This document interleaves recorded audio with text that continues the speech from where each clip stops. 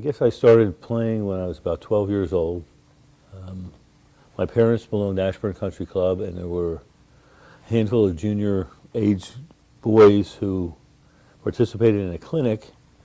And before, I should say after school and before I went to camp, there was a 2-week spell where I had some free time and I would play golf during that period. And the same held true after camp was over, before school would start again. I played, and I did that until I was about 18 or 19. I played maybe a handful of times each year, but for the most part, golf was second or third or whatever you want to call it to basketball, baseball, and sports like that. When I was 19, I started to work for my father during the summer, and I was looking for something to fill up a lot of time, and on the weekends particularly, and the choice was golf or tennis, and obviously golf takes a much longer period of time to play, so I started to play that. And I played with some fellows at Ashburn who I felt I was a better athlete than, but they were killing me at golf. And I was determined to find a way to become better. So when I was 19, I guess I went from about a 10 handicap to a 2 handicap that summer. Mostly there was a driving range kind of around the corner from where my parents' home was. So I went there a lot of evenings and practiced. And I guess I was self-taught for the most part. Lee Trevino was my idol growing up. I just liked the way he played the game, so I developed the ability to fade the ball as my prevalent golf shot, let's say. I tried out for Boston University's golf team where I went to college, and they took us to Cape Cod one day, a beautiful golf course at Country Club in New Seabury, right along the Nantucket Sound. The problem was it was March, and it was about 50 degrees maybe, and the wind was coming off of Nantucket Sound, and it was freezing cold as a result of that. And I remember qualifying second with an 80-something, and the golf coach said, "Congratulations, you made the team." And I said, "I hate to tell you, I'm not going to play in this kind of weather." So I never really played collegiate golf. Art Jacoby, who is a dear friend, shot 32 on the front side at Sunnybrook. And we're walking to the 10th tee, and I started to laugh, and he said to me, he said, "Leave, there's only one person I could play and shoot 32 on the front side, be one down to, and that's you." So I was walking to the 10th hole saying, "My God, I just shot 500 par on the front side, and I'm one up." And, you know, it was not a big cushion, obviously, and I had played lights out, and I was, you know, as I said, I was one up. And when Art said to me that, you know, what he said, I relaxed, and because I felt like he told me he was psyched out in a sense.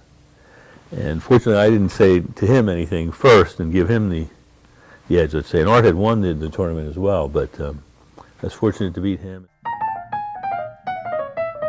So I sought out some advice from an orthopedic surgeon and so forth, and didn't have any success. And I remember leaving the University of Pennsylvania and stopped to talk to one of the trainers there, and he recommended that I go see a fellow out on the main line by the name of Roger Schwab. He ran Mainline Fitness Center, I think it was.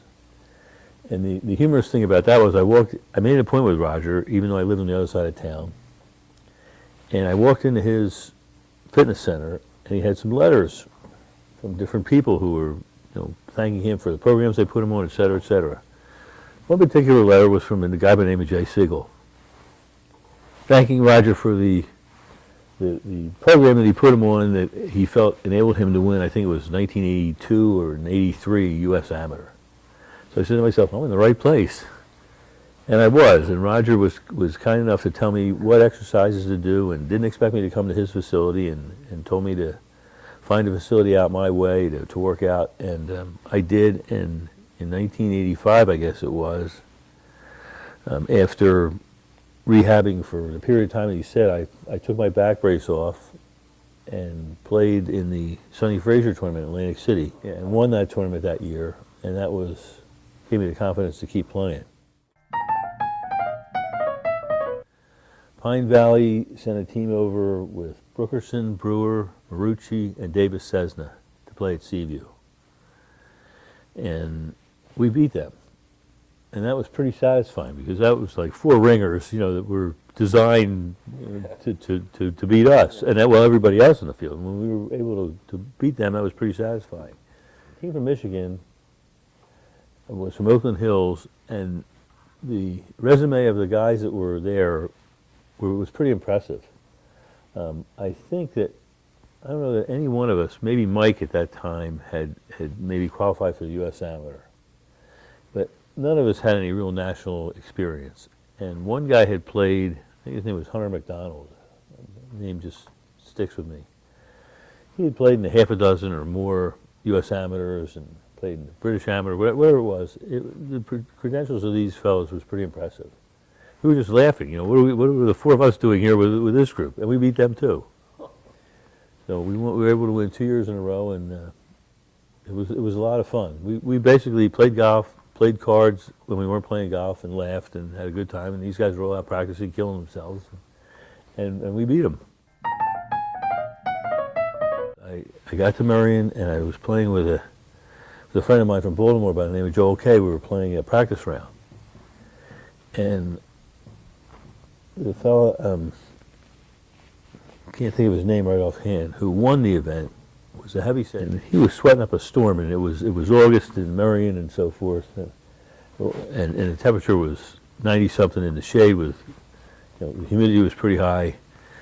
And I kiddingly said to Joel, I said, there's 3 guys here who I can guarantee you can't win this event. You, me, and that fat kid back there, who can't possibly carry himself around here, you know, in this kind of heat. That fat kid turned out to be the fellow who won the tournament. So it shows you how much I know about, you know, handicapping or whatever. But it was Philmont's club championship was going on at the same time the HOFFNER Cup was taking place. And I remember the Friday was the first round of the HOFFNER Cup. I was playing with Andy Goldman, and I think the par was 72 at Sandy Run. I shot like 69 the first time I ever saw the place. And I said, this course is really easy. And I was half kidding, but it was short, and you know, I played nicely that day.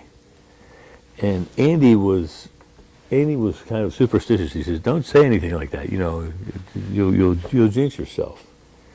So that Saturday we played in the morning. It was the third round of the club championship at Philmont. I started out double bogey.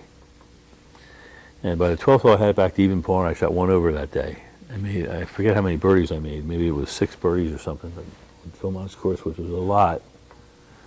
And we went to Sandy Run, and I birdied the first hole there, and I hit it about 10 feet on the second hole, as I remember. It was a par 3, and I lifted out. I was pissing and moaning. I was ticked off that it didn't go in and so forth. I birdied the next 6 holes. The third hole I rolled in a no-brainer, but after that I didn't hit it outside of 5 feet on the next 5 holes. And we got to the 7th hole, and Andy hit it about 3 feet, and he said, thank God I'm going to finally help you. I lifted out from the fairway and left it on the lip of the cup. And I made 3 there, and I said, no, I'm going to birdie 8 and break 30 on the front side. And he said, don't say that. You're going to jinx yourself. Well, I birdied 8, and Andy actually birdied 9. We shot 28 together on the front 9. And we didn't win the tournament, but you know, we were competitive. And I ended up shooting 64 that day at Sandy Run, which I think today is still the course record. I had success in a bunch, or let's say in bunches, during the time prior to my hurting my back, and then right after rehabilitating my back. And people would come up to me and say, you know, do you ever think about being a pro? And I kind of giggled because, A, I knew how much better Jay was than I was.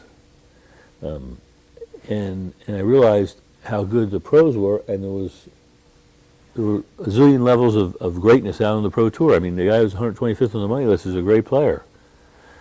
But relative to, say, Johnny Miller or Weisskopf or whatever, who were great players, but they weren't Trevino or Palmer or Nicklaus. So there was always levels of players. So I knew how far away I was, so I didn't have any regrets about that.